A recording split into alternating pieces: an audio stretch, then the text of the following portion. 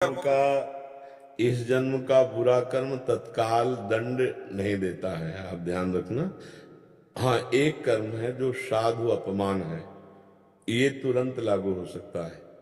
साधु अवज्ञा तुरत भवानी, कर कल्याण अखिल की हानि। अगर ये नहीं है तो अभी जो पाप कर्म कर रहे हो उसका आपको दंड तत्काल में वर्तमान में नहीं मिल रहा। नहीं तो बहुत गंदे आचरण करने वाला भी सुखी देखा जाता है।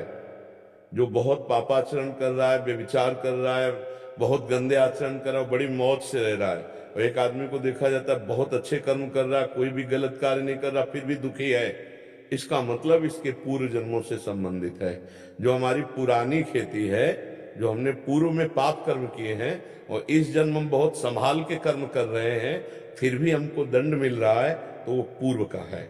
इस जन्म में वो पाप कर रहा है लेकिन बहुत मौज मस्ती से है, तो उसकी नई खेती का नहीं है, ये पूर्व का पुण्य है जो उस पुण्य को भोग रहा है। जिस दिन उसका पूर्व का पुण्य संपन्न हुआ और वर्तमान का पाप लागू हुआ तो ब्लास्ट हो जाएगा, नष्ट हो जाएगा, उसका घर नष्ट हो जाएगा, उसका परिवार नष्ट हो जाएगा, वो किसी काम का नहीं रहेगा। पाप कर्म करते हुए जो सुखी दिखाई दे रहे हैं, तो बस घड़ी गिन लो, अंतिम घड़ियां चल रही, जिस समय उनका पुण्य नष्ट होगा वो नष्ट हो जाएंगे।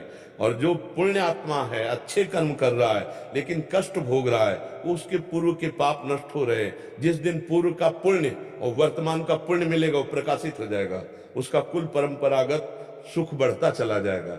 इसलिए वर्तमान का पाप अगर आपसे हो गया है तो आपके उसको प्रायश्चित करके नष्ट कर दो, नहीं तो अभी तो वो सज रहा है, अभी वो दंड नहीं दे रहा, दंड तो आगे देगा वो जाकर के।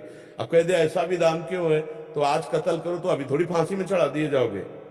10-10 वर्ष मुकदमा चलता है और फिर जीव को कहीं जाकर उसको दंड मिलता है कि 20 साल की सजा और 5 लाख रुपया जुर्माना, और 10वें वर्ष मुकदमा चलता रहता है। तो ये तो एक जन्म का है, सरकारी हमारे भगवान के यहाँ तो लाखों जन्म का मुकदमा चल रहा है। अब किस समय कौन से जन्म की तुम्हारी कर्म की वृत्ति। भीष्म जी बाल ब्रह्मचारी हैं, बड़े भजनानंदी महापुरुष, और 6 महीना बाणों की सैया पे, तो सैकड़ों जन्म पीछे का हिसाब किताब उनके ऊपर आ गया। तो हमारा तो बहुत बड़ा हिसाब किताब चल रहा है, एक दो केस थोड़ी है।